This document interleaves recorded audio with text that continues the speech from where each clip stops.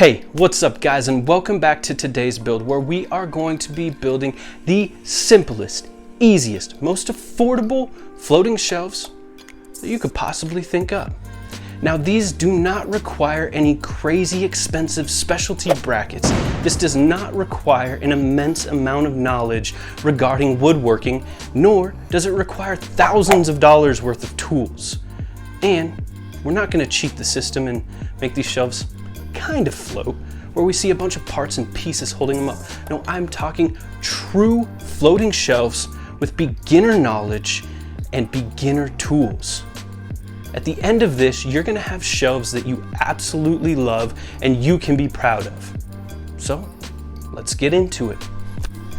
All right guys, so we're gonna jump right into this build. And when I said these are the easiest, most affordable floating shelves you could possibly build, I meant it. I'm talking a 2x6 and some 3/8 wooden dowel. For 10 bucks, you could build about 3 shelves. So the first step you just saw me complete was cutting my shelf to length. The length of your shelf is honestly going to depend on your space. The next step you're going to see here is me laying out my dowel holes. I went 6 inches off the edge of the board on each side and then 1 right in the center. Again, depending on the length, you may want more or less. Once you have your dowel locations laid out, you're going to grab your 3/8 inch drill bit and drill a hole for each dowel.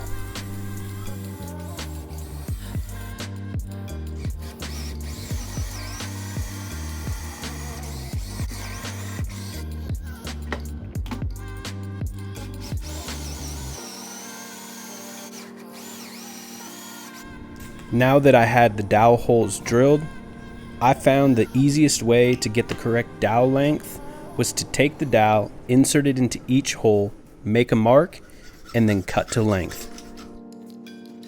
Now I'm only showing this being done with a handsaw because I said you could do this with limited tools. If you have a chop saw, a miter saw, use it. It makes way quicker work of these dowels. Alright, so now that our dowel was cut to length, it was time to cut our shelf in 2 pieces lengthwise. I lined my cut up about 1.5 inches off the edge of the board.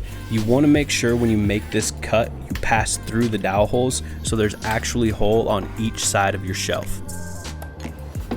I will say this tool that I'm using here, the Bora Edge Clamping Guide, is probably not a beginner tool that every homeowner has.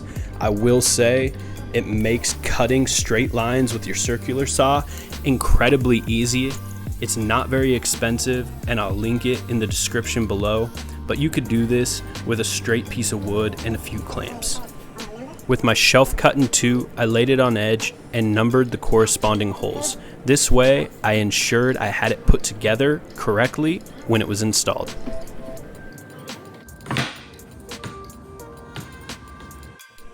The last thing to do before I installed this shelf was to sand it smooth and apply a finish. One trick to sanding is if you take a pencil and mark your board up in between each grit you use and ensure you remove that pencil, you'll end up with an awesome, smooth finish. Now, if you're watching this and you notice the little gap between the 2 pieces of my shelf, that's because my board was pretty warped. I wasn't completely worried about this because it's going in my garage and doesn't need to be perfect. Just spend a little extra time, make sure your board's not warped.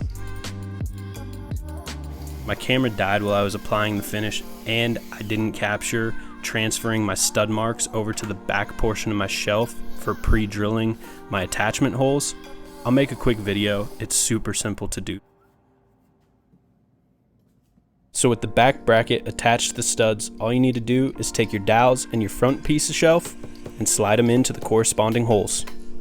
There you go guys, it's that simple, floating shelf, super easy, super affordable, awesome results.